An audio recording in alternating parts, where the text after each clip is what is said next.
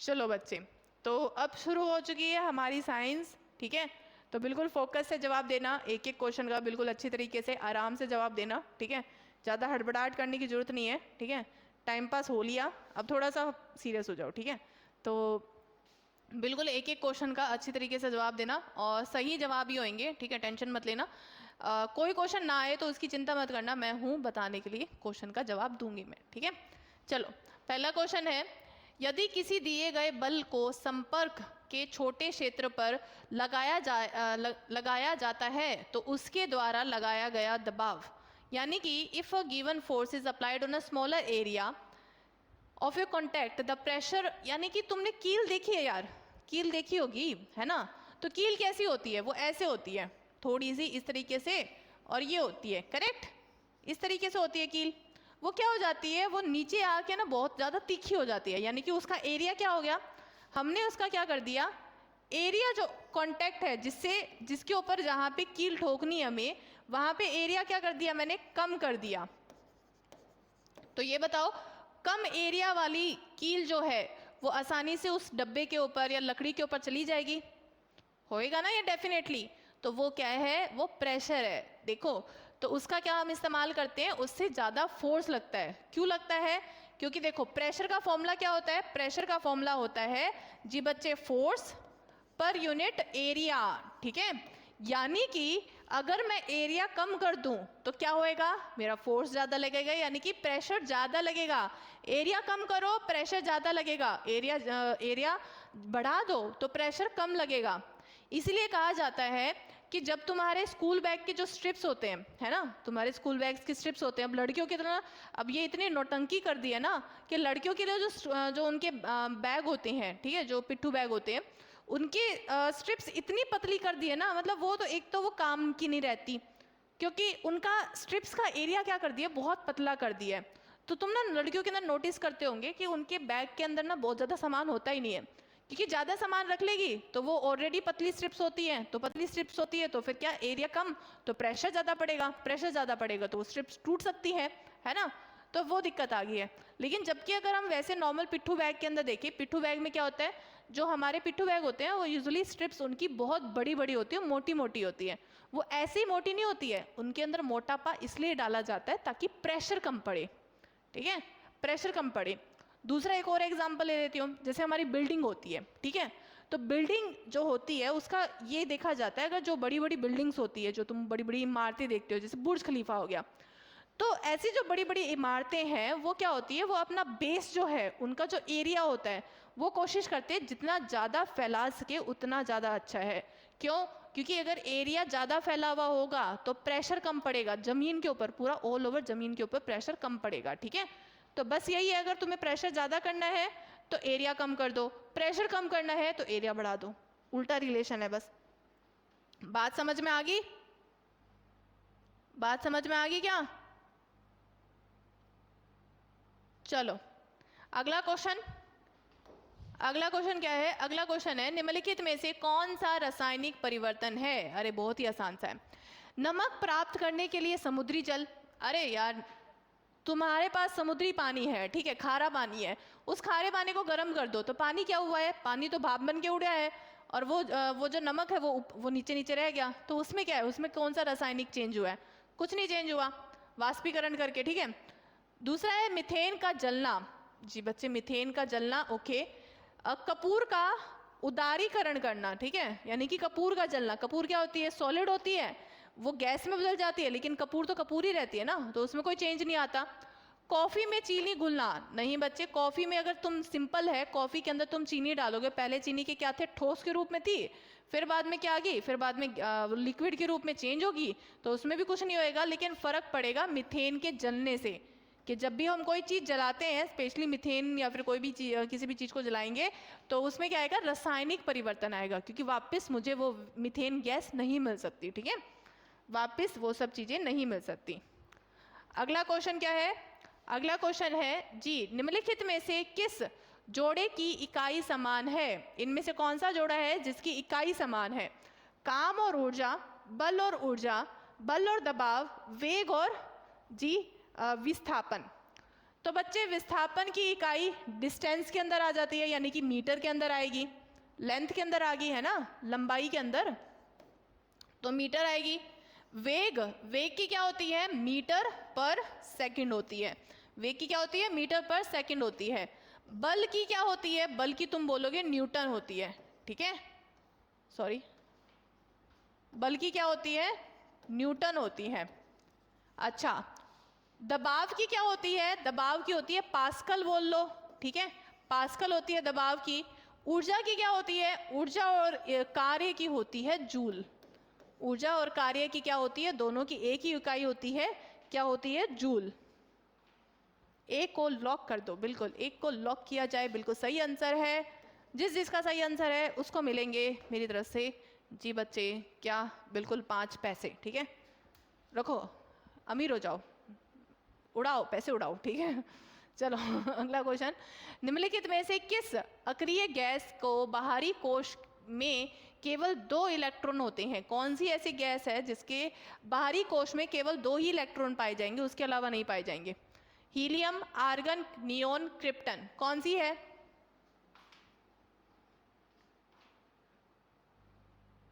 जल्दी से बताइए कौन सी गैस है।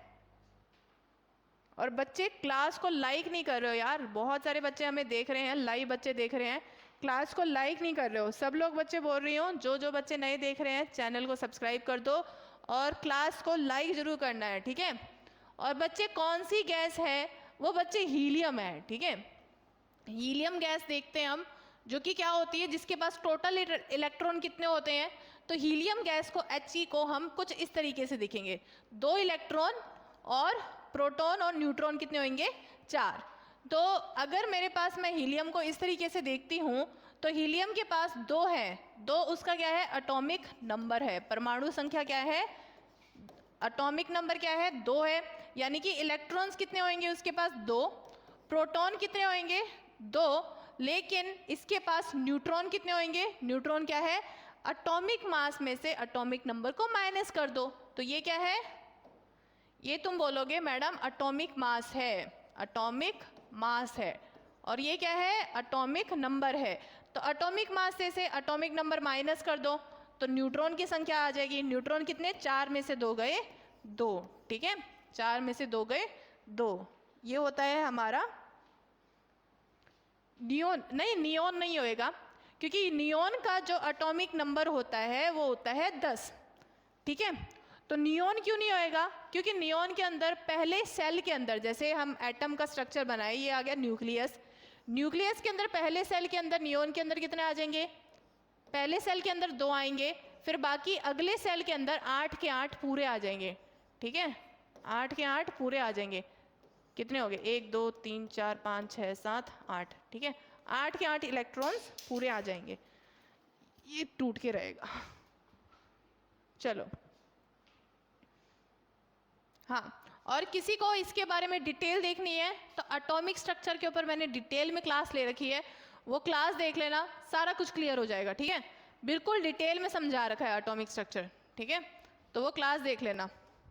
अगला, जंग लगने पर लोहे का भार, यानी कि weight of electron, sorry iron on rusting, यानी कि जब जंग लग जाता है तो क्या होता है, लोहे के भार के ऊपर क्या फर्क पड़ेगा, मूल वजन से अधिक हो जाता है, मूल वजन से कम हो जाता है, वही रहता है, या इनमें से कोई भी नहीं। तो जंग लगते ही क्या होएगा बच्चे, भार पे मूल वजन से अधिक हो जाता है, ठीक है। मूल वजन से क्यों हो जाता है, क्योंकि जंग कैसे लगता है, जंग लगता है आयरन के ऊपर अगर पानी पड़े, ठीक है, वाटर, CO2 और साथ में ऑक्सीजन हो, अगर ये तीनों मिल जाते हैं तो फिर क्या होता है, आयरन के ऊपर जंग लगता है, और फिर उससे क्या मिल जाता है, हमें आयरन ऑक्साइड मिलता है, ठीक है, क्या मिलता है, आयरन ऑक्साइड, जो कि नॉर्मल आयरन के वजन से क्या होता है, हैवी होता है, ठीक है, थोड़ा सा भारी मिलेगा।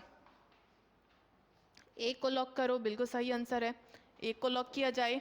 अगला क्वेश्चन देखते हैं, अगला क्वेश्चन क्या है, निम्नलिखित में से कौन सी खगोलीय वस्तु नहीं है, which of the following is not a celestial object. अब सेलेस्टियल ऑब्जेक्ट क्या होता है, खगोलीय, खगोलीय होता है जो हमारे अंतरिक्ष में नेचुरल वस्तु है, नेचुरल चीज है, ठीक है, नेचुरल पिंड है, कोई भी चीज़ है, अगर नेचुरल फॉर्म में है तो वो अंतरिक्ष में वो क्या है, खगोलीय है। जैसे सूरज हो गया, धरती होगी, सीरियस हो गया, या रॉकेट। रॉकेट नहीं है, रॉकेट, अरे यार, हाँ, रॉकेट क्या नहीं है, रॉकेट क्या है, एक तरह की सैटेलाइट है, ठीक है, क्या है, सैटेलाइट है, जो कि इंसानों के द्वारा बनाई गई है, नेचुरल फॉर्म में नहीं है, ठीक है, नेचुरल फॉर्म में नहीं है।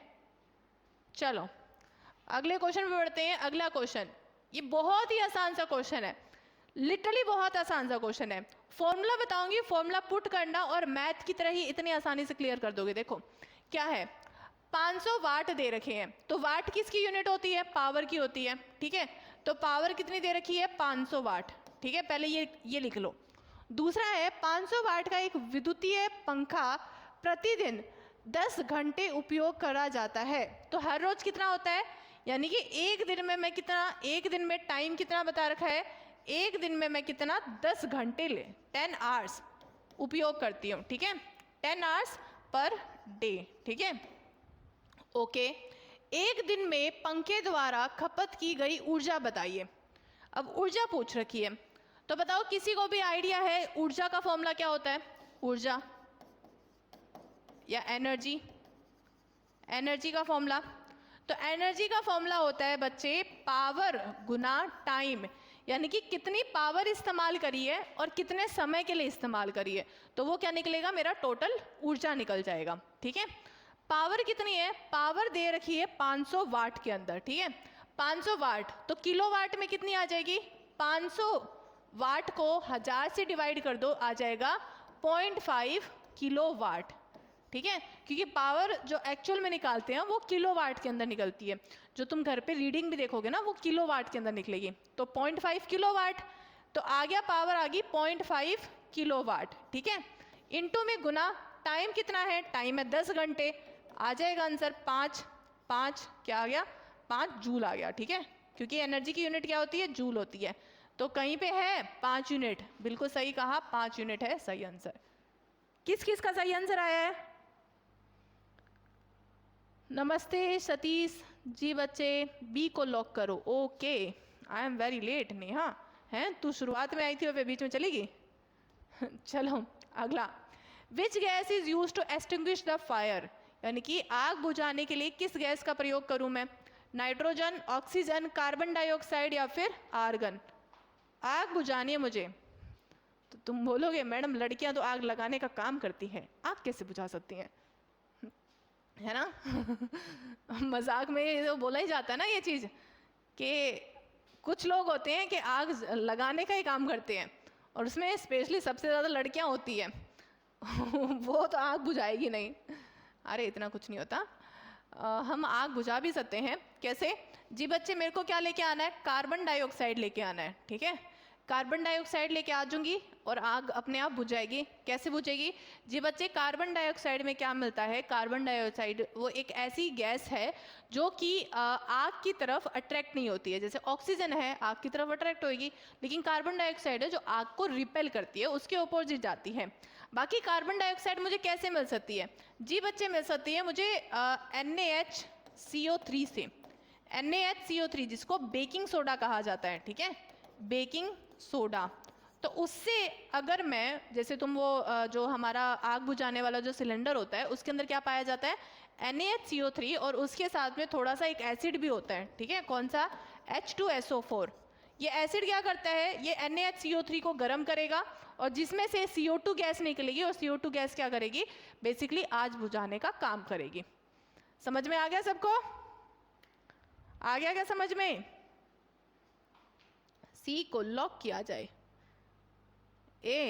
इतने भाई ठीक है, मजाक वजाक हो गया, इतना नहीं होता, ठीक है, सिंधु आग लगाती है, सिंधु हमारी नदी का नाम है, पवित्र नदी है, ठीक है, इनको भगवान का दर्जा दिया गया है सिंधु नदी को, ज़्यादा मजाक नहीं, ठीक है, इतना नहीं होता।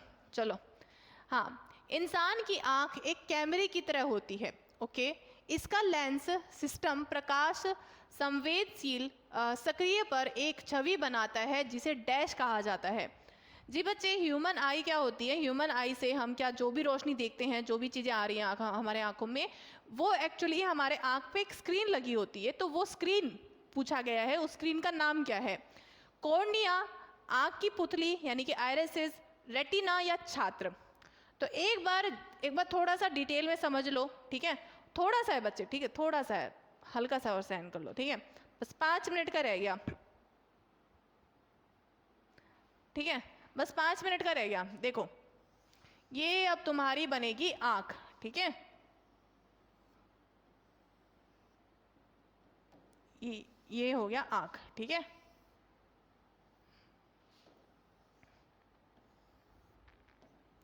सही है ना? कोई दिक्कत वाली बात तो नहीं है? बोर तो नहीं हुए ना? अब हुए भी हो तो छोड़ो, अब जल्दी से पढ़ लो, ठीक है? इतना नहीं होता, ठीक है? अब देखो हमारी ये देखो आँख की पुतलियाँ, देखो हमारे आँख में क्या होता है, ये पूरा आँख का स्ट्रक्चर बनाया है मैंने, ठीक है? आँख के यहाँ पे क्या मिलेगा हमें मिलेगा लेंस मिलेगा, करेक्ट? यहाँ पे मुझे क्या मिलेगा? लेंस मिलेगा, करेक्ट?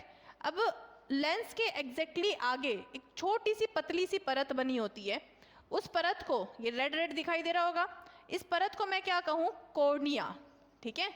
क्या कहते हैं? कॉर्निया। ये पतली सी परत क्या करती है? लेंस के अंदर से मतलब क्या करती है? रोशनी को आने देती है, ठीक है?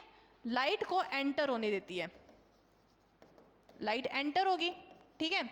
अब लाइट को एंटर होने के लिए कि कितनी लाइट आनी चाहिए, कितनी लाइट नहीं आनी चाहिए, वो कौन कंट्रोल करता है? वो बच्चे कंट्रोल करता है। हमारे आँख के अंदर तुम्हें एक दिखाई देता है काला काला कुछ, है ना? वो काला काला क्या होता है? वो प्यूपिल होता है। क्या होता है? प्यूपिल होता है। यानी कि जैसे आँख में हमारा जो काला काला होता है ना, वो पोर्शन, वो आँख का क्या होता है? प्यूपिल होता है। प्यूपिल क्या कंट्रोल करता है? कंट्रोल करता है कि कितनी लाइट आनी चाहिए, amount of light, amount of light, कि कितनी लाइट आनी चाहिए, कितनी लाइट नहीं आनी चाहिए, वो कौन कंट्रोल करता है? प्यूपिल कंट्रोल करता है, ठीक है? अब लेंस के यहाँ पे, यहाँ पे, ठीक है?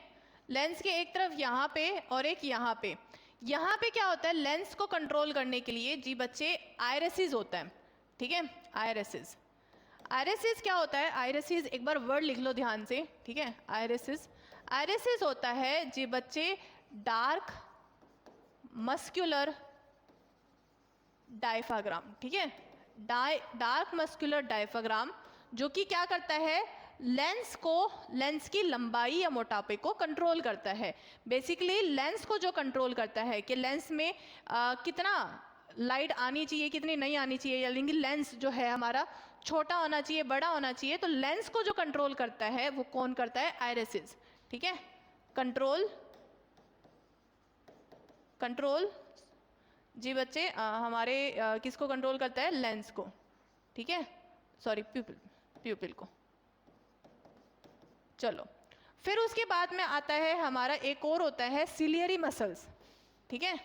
सिलियरी मसल्स, सिलियरी मसल्स क्या करते हैं? कर्वेचर को, ठीक है? कर्वेचर यानी कि कर्वेचर किसका? लेंस का। तो लेंस मोटा होना चाहिए, पतला होना चाहिए, उस चीज को कौन ध्यान देगा? जी बच्चे सिलियरी मसल्स ध्यान देंगे। और एंड में आके हमारी स्क्रीन आ जाती है यहाँ पे, यहाँ पे क्या आ जाती है? स्क्रीन आ जाती है, जिसको कहा जाता है रेटिना, ठीक है? और रेटिना क्या करती है? जी बच्चे हमारी स्क्रीन होती है, ठीक है? बेसिकली स्क्रीन होती है। स्क्रीन का क्या मतलब है? जहाँ पे लाइट आती है और लाइट आने के बाद में डायरेक्टली मुझे पता चलेगा कि भाई मैंने देखा क्या है, ठीक है? वेरी गुड, चलो ओके चलो ठीक है, अब आगे बढ़ते हैं।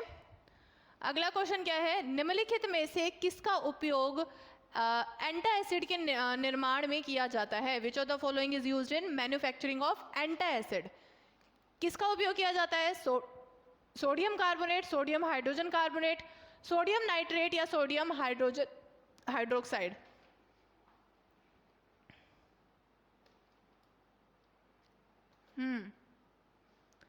एंटासिड, सी को सोडियम नाइट्रेट है? तुम पिछले का बता रहे हो क्या? हाँ, सी को लॉक किया जाए, रेटिना है, बिल्कुल सही आंसर है, ठीक है? भूल गई थी बताना।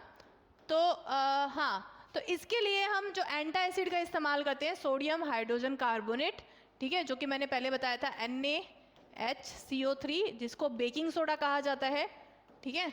बेकिंग सोडा कहा जाता है।